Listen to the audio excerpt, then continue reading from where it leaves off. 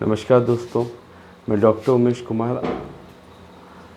आज हमारा टॉपिक है ब्रिटिश गणतंत्र की राजनीति या संसदीय व्यवस्था सुधार और मुक्त व्यापारी और चार्टिस्ट आंदोलन। ठीक है, इसके अंदर आप देखोगे कि इंग्लैंड विश्व का प्रथम प्रजातंत्र आपको देखने को मिलेगा। वो कहाँ पे मिलेगा? इंग्लैंड में। और यही पहला देश है जिसने 1689 के अंदर अधिनियम पारित किया था, जिसमें धार्मिक स्वतंत्रता दी गई थी। यानी उस समय धर्म थे कैथोलिक, प्रोटेस्टेंट, कैल्विनवादी, इन धर्मों को मानने की बिल्कुल आपको स्वतंत्रता थी। कब के एक्ट में? 1689 के अधिनियम में ये धार्मिक स्वतंत्रता दी गई थी। ठीक है। नॉर्मन एंजीवन काल है 1066 से 1153 तक। नॉर्मन एंजीवन काल 1066 से आपके 1153 में। इसे बोलते हैं कि आपके संसदीय व्यवस्था का नींव इसने रखी। ठीक है, संसदीय संस्थाओं का बीजारोपण इस काल में हुआ। इसमें क्या था? राजा अपने अधीनस्थ राज्य मंत्रियों से और धार्मिक अधिकारियों से सलाह करने के बाद क्या करता था? कानून बनाता था। तो इस प्रकार से एक संसदीय संस्थाओं की स्थापना की बीज बो दिए। ठीक है, इसमें राजाओं के नेताओं से, धार्मिक अधिकारियों से जो कानून का निर्माण करता है। ठीक है। विटान क्या है? आपकी आधुनिक संसद या मंत्रिमंडल का बीज कह सकते हैं। इसमें क्या होते थे? विद्वान सलाहकारों की सभा होती थी। क्या? विटान क्या थी? विद्वान सलाहकारों की सभा। जिससे क्या किया जाता था? इनको क्या, ये सलाह मशवरा करते थे, इसलिए इसको क्या बोलते हैं? आधुनिक संसद या मंत्रिमंडल का बीज कहा जाता है। ठीक है। 1066 के अंदर नॉर्मंडी कहाँ पे है? आपके फ्रांस के अंदर। उस जगह ड्यूक विलियम प्रथम ने इंग्लैंड के हैरोल्ड राजा को पराजित किया और उसको मार डाला। मारने के बाद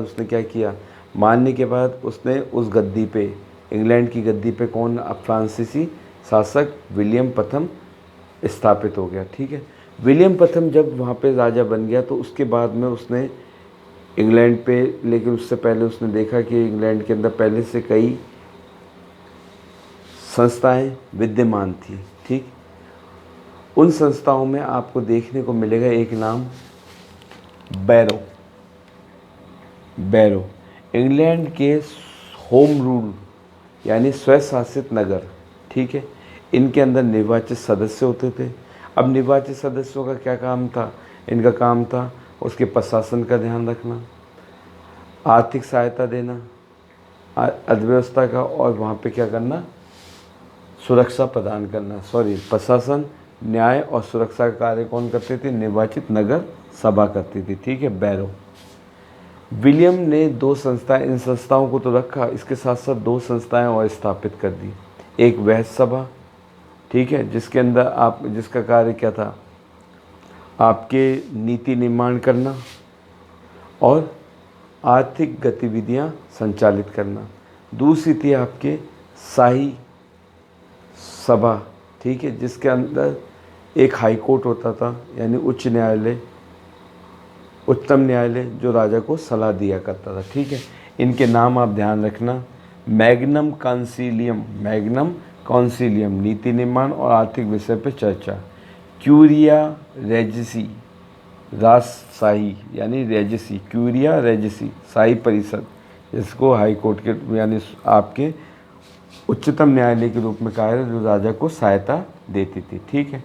मैग्ना कार्ट क्या होता है? मैग्ना कार्ट पार्लियामेंट आपके हेनरी द्वितीय के काल में, हेनरी द्वितीय जो किसका? विलियम प्रथम का क्या था? पोता था। किसका? ये ड्यूक विलियम प्रथम का पोता हेनरी द्वितीय। 1154 से 89 की बात है। ये खुद क्या था? महान विधिवेत्ता का मतलब हो गया ये खुद कानून का ज्ञाता था। अब कानून की एक सलाह देने वाली संस्था अभी हमने पढ़ी है, कौन सी? क्यूरिया रेजिस, क्यूरिया रेजिस से अब इसका विवाद होगा, क्योंकि वो भी कानून का निर्माण की सलाह देती है। तो इसने नई प्रशासनिक व्यवस्था और इनको लागू करने के लिए क्या किया, प्रशासन और न्याय कार्य कठिन हो गया। किसके लिए, क्यूरिया रेजिस के लिए। तो इसने नई संस्था स्थापित करता है जिसका नाम है राज परिषद, पीवी काउंसिल, जिसका कार्य क्या था, प्रशासनिक। एक दूसरी है आपकी एक्सचेकर, जिसका कार्य था वित्तीय मामलों के लिए, वित्तीय मामलों की देखरेख कौन करती थी, एक्सचेकर। और पीवी काउंसिल राज परिषद क्या करती थी, प्रशासनिक कार्य। अब राजा जॉन आता है 1199 से 1261। राजा जॉन एक अत्याचारी निरकुश शासक था। अब निरकुश शासक था तो जनता का इसके साथ विरोधाभास हुआ, विरोध प्रदर्शन हुआ। विरोध प्रदर्शन के अंदर इसकी लीडरशिप करता है आपके कौन, स्टीफन लॉकटन के नेतृत्व में। स्टीफन लॉकटन के नेतृत्व में जो शासन के सुधार के लिए जनता ने जो आंदोलन प्रारंभ किया था, उसका नेतृत्व स्टीफन लॉकटन के नेतृत्व में स्टीफन लॉकटन ने किया। और 1213 में सेंट अल्बास सभा का आयोजन हुआ, जिसमें नागरिक स्वतंत्रता के अधिकार पत्र तैयार किए गए। नागरिक स्वतंत्रता के अधिकार पत्र किसने चालू किया, आपके स्टीफन लॉकटन ने, ठीक है। और इस पे फिर सिग्नेचर करता है 15 जून 1215 को कौन करता है, आपके जॉन, राजा जॉन करता है। तो इसके बाद इसे क्या कहा जाता है, मैग्ना कार्टा, ठीक है। हेनरी तृतीय है 1216 से 1272 तक, ठीक है। वैध सभा जो मैंने आपको अभी बताई है, वैध सभा को क्या बोलते थे, मैग्नम कैंसिलियम। इसकी अनुमति से एक कर लगाना चाहता था। अब कर लगाने का क्या किया, इसने मना कर दिया, कैंसिल वैध सभा ने। तो वैध सभा ने मना कर दिया तो विरोध हुआ। विरोध किसके नेतृत्व में होता है, अल साइमन के नेतृत्व में विरोध प्रदर्शन होता है, ठीक है। उसके बाद है एडवर्ड प्रथम है आपके 1272 से 1301 में। एडवर्ड प्रथम ने क्या किया, पार्लियामेंट के दो भाग बना दिए। एक तो पादरी और बैरनो, वही बैरनो जो नगर सभा थी, ठीक है। ये बैरनो तो सामंत और पादरियों का था, जिसे बोलते थे हाउस ऑफ लॉर्ड्स। दूसरी थी आपकी काउंटी और नगर के निर्वाचित सदस्य, जिसे बोलते थे हाउस ऑफ कॉमन्स। इस मॉडल को क्या बोलते हैं, model of parliament. Model of parliament किसने तैयार किया था, एडवर्ड प्रथम ने, ठीक है। लंकाशायर युग आया था 1399 से 1461 तक, जिसके अंदर संसदीय जो व्यवस्था में सुधार विकास चालू रहा। लेकिन याकशायर वंश में 1461 से 85 में फिर वापस इसमें डाउनफॉल आने लग गया, ठीक है, जिस तरह से संसदीय व्यवस्था में, ठीक। उसके बाद आता ट्यूडर काल है 1485 से लेके 1603 तक। अब ट्यूडर काल में क्या होता है, इसमें निरकुश शासक हेनरी सप्तम के नाम से क्या करता है, 1485 से 1509 तक क्या बनता है, इंग्लैंड की गद्दी पे निर्वासित होता है, बैठता है। बॉसवर्थ की विजय 1485 के अंदर। इसके बाद हेनरी ने सबसे पहले संसद का अधिवेशन बुलाया और जो उसके सदस्य थे राज्य मंत्रियों को पद ग्रहण करने की अनुमति दी। किसने, हेनरी सप्तम ने। और लेकिन इसने क्या किया, संसद को। इसके बाद हेनरी अष्टम आता है। हेनरी अष्टम 1509 से 47, इसने एंग्लिकन चर्च की स्थापना की। हेनरी अष्टम के काल में। उसके बाद में आप क्या आता है, एलिजाबेथ प्रथम। हेनरी सप्तम ने विवाह किया था एलिजाबेथ प्रथम से। एलिजाबेथ प्रथम ऐसे कार्य जो संसद के कार्य क्षेत्र में नहीं थे, वो कार्य उसने करवाए। जैसे उस समय ये बात चलने लग गई सामंतों ने कि खेती से ज़्यादा भेड़ पालन के अंदर फ़ायदा होता है, ठीक है। इसलिए वो भेड़ पालन करना चाहते थे। संसद ने इसके लिए मना कर दिया। तो संसद से ये जबरदस्ती बिल पारित करवाती, जिसे बोलते हैं एनक्लोजर एक्ट। इसमें ये अनुमति दी कि हाँ, सामंतों को भेड़ पालने की अनुमति दी जाए, ठीक है। अब इसके ऊपर फिर विरोध प्रदर्शन उन्होंने भी ज़्यादा नहीं किया, बोले इसके बाद में कोई नहीं है, फिर नया शासक बनेगा तब देखी जाएगी। एलिजाबेथ को चलाते रहे, ये संतानहीन थी, इसलिए इसकी निकटतम अधिकारी यानी स्कॉटलैंड का जेम्स सिक्स यानी छठा, जेम्स छठा का 1603 में जेम्स प्रथम के नाम से इंग्लैंड की गद्दी पे बैठता है स्कॉटलैंड का। तो स्कॉटलैंड का बैठता है, इसलिए ये कौन सा वंश हो जाता है? स्टुअर्ट युग। कौन सा युग? स्टुअर्ट युग। 1603 से लेकर 88 तक, 1603 से 88 तक। पहला आपको मैंने बता दिया, जेम्स जो छठा था वो किससे? जेम्स प्रथम के नाम से राजा बनता है। अब ये युग राजा और संसद के बीच में क्या है? विवादित यानी आपस में विवाद का युग था, ठीक है। इसकी शुरुआत होती है जेम्स प्रथम के काल से और पराकाष्ठा आपको देखने को मिलेगी चार्ल्स प्रथम के काल में, जब उसे फांसी के फंदे पे लटकाया जाएगा, ठीक है। वो प्रथम और अंतिम राजा था जिसके साथ ये हुआ था, ठीक है। अब इसके बाद आप देखोगे जब चार्ल्स प्रथम, जेम्स द्वितीय, वो महान क्रांति, इसके काल में एक क्रांति होती 1688 में, महान क्रांति, जिससे इस संघर्ष का अंत होता है 1688 में। इसमें चार्ल्स प्रथम को फांसी और जेम्स द्वितीय गद्दी छोड़ के भाग जाता है, ठीक है। अब इसमें क्या होता है? उसके बाद में सत्ता किसके पास? आपके सेना के पास आ जाती है, ठीक। अब इसमें क्या क्या घटना घट जाती है? 1614 में जेम्स प्रथम संसद को भंग कर देता है और 7 वर्ष तक उसका कोई अधिवेशन नहीं बुलाता, ठीक है। उसके बाद जेम्स प्रथम की मृत्यु के बाद उसका पुत्र बनता है चार्ल्स प्रथम, शासक बनता है 1625 से 39 तक। अब ये जब शासक बनता है तो ये इतना निकुंज होता है तो इसका विरोध प्रदर्शन होता है, ठीक है। विरोध प्रदर्शन होता है, नहीं हाँ, इसका विरोध प्रदर्शन होता है क्योंकि इसने क्या है? संसद को भंग कर देता है। संसद को भंग कर देता है तो इलियट नामक एक व्यक्ति होता है, वो जनता की आवाज़ बन के उनके पास जाता है कि भाई जनता की जो विरोध प्रदर्शन, जनता की जो मांग पत्र लेके जाता है, तो इसको क्या कर देता है? जेल में डाल दिया जाता है। जेल में डालने के बाद वहाँ इसकी मृत्यु हो जाती है। तो इस प्रकार जनता की मांग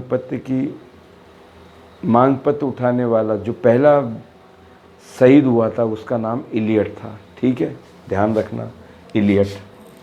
उसके बाद में स्कॉटलैंड में इस बात का विरोध प्रदर्शन होता है। स्कॉटलैंड के विरोध को दबाने के लिए सेना की आवश्यकता होती है, सेना के लिए धन की आवश्यकता होती है, इसलिए संसद का अधिवेशन बुलाना अनिवार्य हो जाता है। इस संसद के अधिवेशन को बुलाने के लिए वो क्या करता है? संसद को कर नए टैक्स लगाने के लिए संसद का अधिवेशन बुलाता है, लेकिन वो मना कर देती है। संसद मना कर देती है तो अब उसको गुस्सा आता है, वो वापस उसको भंग कर देता है। तो ये जो मांग करने की बात थी, तो ये संसद को बोलते 7 सप्ताह तक, यानी 3 सप्ताह तक चली थी, ओनली 21 दिनों तक, इसलिए इसको शॉर्ट पार्लियामेंट कहा जाता है, ठीक। शॉर्ट पार्लियामेंट क्योंकि ये 3 सप्ताह तक चली, ठीक। उसके बाद आप आगे देखेंगे तो यही शॉर्ट पार्लियामेंट, अब इसका विरोध प्रदर्शन ज़्यादा बढ़ता है, अब इसको दबाना भी जरूरी, तो इसने क्या किया? फिर बोला चलो संसद बुला लो। तो 1640 से लेकर 60 तक ये संसद चलती है, यानी आपके 20 वर्ष तक। इसे लॉन्ग पार्लियामेंट कहते हैं, ठीक है। इसमें गृह युद्ध होता है। गृह युद्ध किस बात का? कि संप्रभुता राजा में निहित है या संसद में। इसको एक गृह युद्ध को क्या कहते हैं? प्यूरिटन क्रांति। इसके अंदर संसद के अधिकार, संप्रभुता किसके पास है? लास्ट में संप्रभुता का अधिकार किसको मिलता है? संसद को मिलता है, ठीक है। अब इसमें चार्ल्स प्रथम को गिरफ्तार कर लेते हैं, ठीक है। कौन कर लेता है? कर्नल प्राइड इसको गिरफ्तार कर लेता है। अब यहाँ पे एक शब्दावली आती है प्रेस बैटेरियन। इसमें चर्च के जो व्यवबद्ध मतलब बूढ़े जो सदस्य थे, वो राजा से समझौता करना चाहते हैं। अब ये बात सेनापति कौन, सेना जनरल कर्नल कौन होता है? प्राइड को अच्छी नहीं लगती। प्राइड क्या करता है? इन व्यवबद्ध सदस्यों को क्या करता है? संसद से बाहर कर देता है, यानी प्रेस बैटेरियन से सदस्यता से बाहर कर देता है। अब जो बचे हुए सदस्य हैं शेष, वो रैम कहलाते हैं, ठीक है।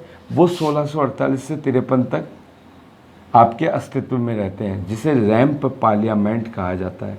और जो ये घटनाक्रम होता है जिसमें कर्नल प्राइड जो प्रेसबेटेरियन के व्यवहार सदस्यों को बाहर निकालता है, इसे बोलते हैं प्राइड प्रेज, प्राइड प्रेज, ठीक है। और इसे रैंप, जो बचे हुए सदस्य उनकी पार्लियामेंट को रैंप पार्लियामेंट। अप्रैल 1653 में क्या होता है, क्रॉमवेल जो एक सेनापति होता है, क्रॉमवेल क्या करता है, रैंप को भंग कर देता है और सेना का प्रधान बन जाता है, ठीक है। और किस पद से, लॉर्ड प्रोटेक्टर के पद से इस पे किस पे, आपके इंग्लैंड पे शासन करता है, लॉर्ड प्रोटेक्टर के पद से। ये तलवार के बल पे निर्कुल शासन की स्थापना करता है 1653 से 58 तक। बाद में इसका विरोध प्रदर्शन ज़्यादा होता है, तब ये कहता है 1658 में त्यागपत्र देता है। उसके बाद ये कहता है कि मैं इस संसद को भंग करता हूँ और ईश्वर ही मेरे और तुम्हारे बीच न्याय करेगा। लास्ट में ईश्वर तो नहीं करता, लेकिन स्कॉटलैंड के प्रशासक होते हैं जनरल मॉन्क, और पहला भूतपूर्व सेनापति होता है फेयर फैक्स। ये पुनः विचार विमर्श करने के बाद बोलते हैं कि साहब अब स्टुअर्ट वंश को वापस लाना पड़ेगा, राजतंत्र पुनः स्थापित करना पड़ेगा, क्योंकि देख लिया था नौसैन्य वंश का शासन। इस चक्कर में ये अब वापस स्टुअर्ट वंश की स्थापना करते हैं।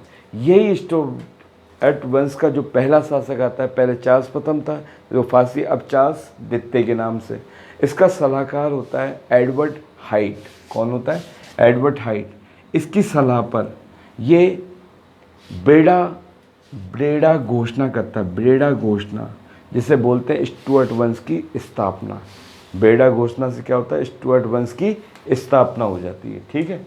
अब इसके बाद में नई संसद बनाई जाती है। नई संसद के अंदर, नई संसद को क्या बोलते हैं, कन्वेंशन।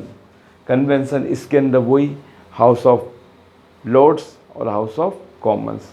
1660 में पुनः इसकी स्थापना हो जाती है।